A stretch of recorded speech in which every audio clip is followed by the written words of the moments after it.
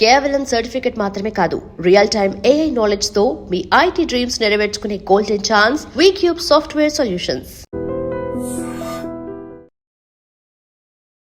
Hi Shaguf sir. Hi. నాలుకేమో రకరకాల రుచులు కోరుకుంటది, గట్టేమో ఎంకరేజ్ చెయ్యదు. దీనికి దానికి రోజు యుద్ధం, పిల్లలకి పెద్దలకి అందరికీ కూడా. సో గట్ ఇష్యూస్తో బాధపడుతున్న వాళ్ళకి మీరు చెప్పే సలహాలు? ఫస్ట్ ఆఫ్ ఆల్ గట్ హెల్దీగా ఉండాలంటే పాజిటివ్ థింకింగ్ ఉండాలంట. నేను చాలా మంది మనం తినే ఫుడ్లో కరెక్ట్ ప్రాపర్ మీల్ తిన్నాము, టైంకి తిన్నామంటే నెక్స్ట్ డే మార్నింగ్ డెఫినెట్గా మోషన్ అవుతుంది. చాలా మంది ఒక క్వశ్చన్ అడుగుతారు, నాకు ఇంకా ఆ ఫీలింగ్ పోలేదు మేడం, మోషన్ అయినట్టు అనిపించట్లేదు, వెళ్తున్నాను కానీ ఆ ఫీలింగ్ ఈజ్ నథింగ్ బట్ ఏంటి అసలు ఫీలింగ్ అంటే ఎంత ఉందో అది బయటకు వచ్చేస్తుంది, ఎలిమినేట్ అయిపోతుంది. మీరు తినే ఫుడ్లో ఏమన్నా కరెక్షన్స్ చేసుకోవాల్సిందంటే కరెక్ట్ చేసుకుంటే డెఫినెట్గా మోషన్, పేగుల్లో చెత్త అంతా పేరుకుపోయింది, ఉంచుకోవడం దానికి ఇష్టమా అండి? మరి దాన్ని తీసేసేయడం దాన్ని కూడా కష్టంగా పెట్టుకొని దాన్ని రాళ్ళలాగా మార్చి దాన్ని పైల్స్ కింద కన్వర్ట్ చేసేది ఎవరు? మీ బ్రెయిన్. మీ బ్రెయిన్, మీరు తినే ఆహారాలు, మీ ఓవర్ థింకింగ్, వాటిని కరెక్ట్ చేసుకోండి. నేను ఒకటే అంటాను, గట్ ఇష్యూ అనేది మన బాడీలో సెకండ్ బ్రెయిన్ గట్. మన పేగులు సరిగా లేవు అంటే డెఫినెట్గా మన ఫేస్ రిప్రజెంట్ చేస్తుంది. ముఖం మీద పింపుల్స్ రావడము, ముఖం అంతా పాడైపోవడము, మంగు మచ్చలాగా రావడము, బాడీలో నుంచి ఒక కైండ్ ఆఫ్ స్మెల్ రావడము, ఇవన్నీ గట్ హెల్దీగా లేవు అని. గట్ ఎందుకు హెల్దీగా లేదు? మనం తినే ఆహారం కరెక్ట్ లేదు కదా. Main thing, throughout the day water బాగా తాగండి అంట నేను. ఏముందండి, తిన్న ఫుడ్ ఈజీగా డైజెషన్ అయిపోతుంది, బ్లడ్ కింద కన్వర్ట్ అవుతుంది, దాని ఎనర్జీ కింద కన్వర్ట్ చేసుకుంటుంది, మిగతా చెత్త అంతా ఎలిమినేట్ అయిపోతుంది. ఎలిమినేట్ అవ్వాల్సిందే. ఆ ఎలిమినేట్ అవ్వడానికి మనం కూర్చొనే ఉన్నాం, పని చేస్తా కూర్చొని పని చేస్తాం, నిలబడి అటు ఇటు తిరగడము, ఎక్సర్సైజ్ చేయడము, పని ఏదైనా సరే అండి. ఇప్పుడు మిషన్ నడుస్తూ ఉండాలి, ఒక మనిషి తిరుగుతూ ఉండాలి, తింటూ ఉండాలి, డైజెషన్ చేసుకోవాలి, వీటన్నిటిని కరెక్ట్ చేసుకోవాలంటే బ్రెయిన్ కూడా చాలా సహకరించాలి. మనం ఓవర్ తిన్నాం, హెల్దీ ఫుడ్ తిన్నాం, వర్క్ కూడా బాగానే చేసుకుంటాం, కానీ ఓవర్ థింకింగ్ అవుతుందో లేదో, నిన్న మోషన్ అవ్వలేదు, ఈ రోజు అవుతుందో లేదో, ఇదే లైక్ సెల్ఫ్ నెగటివ్ టాక్స్ ఎక్కువ అయిపోయింది. పెద్ద డిస్కషన్, గట్ ఇష్యూ అనేది పెద్ద డిస్కషన్. ఇంట్లో అందరూ మోషన్ రెగ్యులర్ గా వెళ్తుంటారు, వాళ్ళకి అది మోషన్ రాని వాళ్ళకి మిగతా వాళ్ళందరూ ఎట్లా కనపడతారు అంటే విలన్ లాగా కనపడతారు. అంటే ప్రాబ్లం ఉండే వాళ్ళకి ఎలాగే అనిపిస్తుంది, ప్రాబ్లం లేని వాళ్ళకి వీళ్ళని చూస్తే అట్లా అనిపిస్తుంది. ఫస్ట్ ఆఫ్ ఆల్ మనల్ని మనం కరెక్ట్ చేసుకోవాల్సింది ఏంటంటే ఓవర్ థింక్ చేయొద్దు. మీరు తిన్న ఫుడ్ ఈజీగా డైజెషన్ అవుతుంది, ఈజీగా ఎలిమినేట్ అవుతుంది.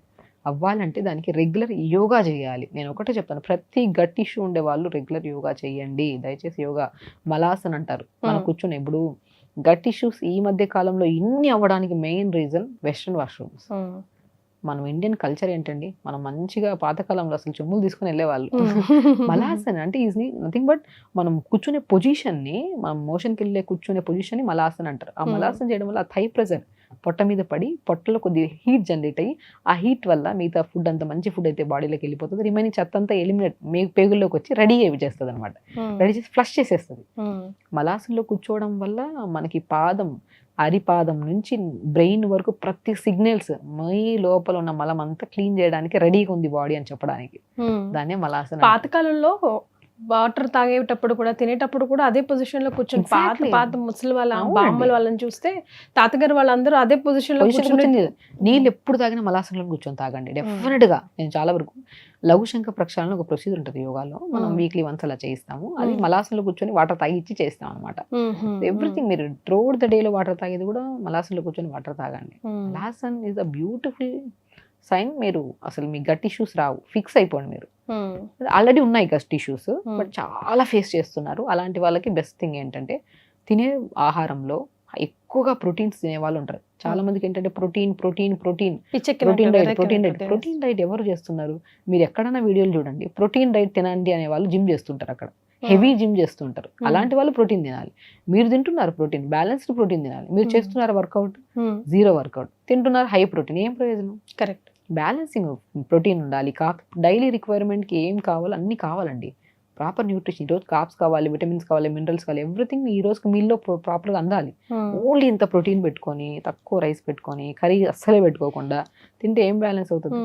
మీరు వర్కౌట్ చేసే వాళ్ళు హెవీ ప్రోటీన్ తినండి, వాళ్ళకి కావాల్సిన వాళ్ళ క్యాలరీస్ వాళ్ళకి ఐడియా ఉంటుంది, వాళ్ళు ఎన్ని తినాలో వాళ్ళకు.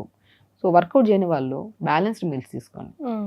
బ్యాలెన్స్డ్ మీల్స్, కీరా కట్ చేసుకుని తినండి, బీట్రూట్ తినండి, క్యారెట్ తినండి, వీటన్నిటి గట్ ఫ్రెండ్లీ ఫుడ్స్. ఇవన్నీ హెల్తీ ఉంటాయి. గట్లో గుడ్ బ్యాక్టీరియా ఫామ్ అవ్వాలి, గట్ నుంచి ఫ్లష్ అవ్వాలి. ఏంటి అసలు నాలుక దగ్గర నుంచి పేగుల వరకు మోషన్కి వెళ్ళేప్పుడు ఇదంతా ఇదే గట్.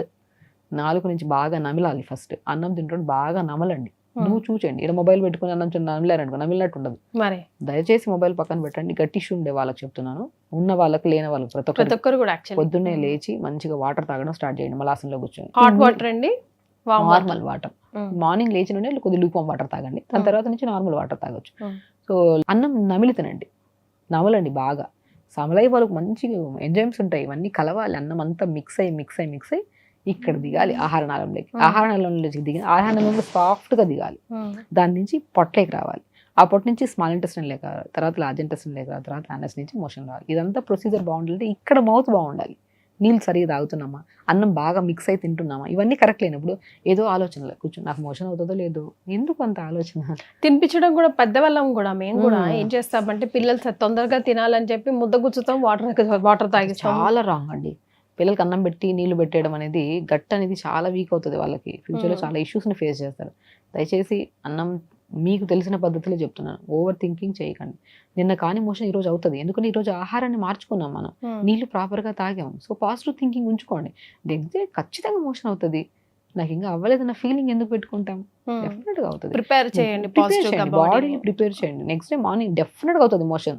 ఆ థాట్ ఈరోజు నీళ్ళు ప్రాపర్ గా తాగండి, ప్రాపర్ ఫుడ్ తీసుకోండి, ఆకుకూరలు బాగా తీసుకోండి, వెజిటబుల్స్ బాగా తీసుకోండి, జావ తీసుకోండి, రాగి జావ, రాగి జొన్న సజ్జ బార్లీ 4 కలిపి పెట్టి పౌడర్స్ దాన్ని జావలాగా చేసుకొని తీసుకోండి. రెగ్యులర్ 2 జామకాయలు మంచి పచ్చి జామకాయలు దొరికితే హ్యాపీగా తెచ్చుకుందండి.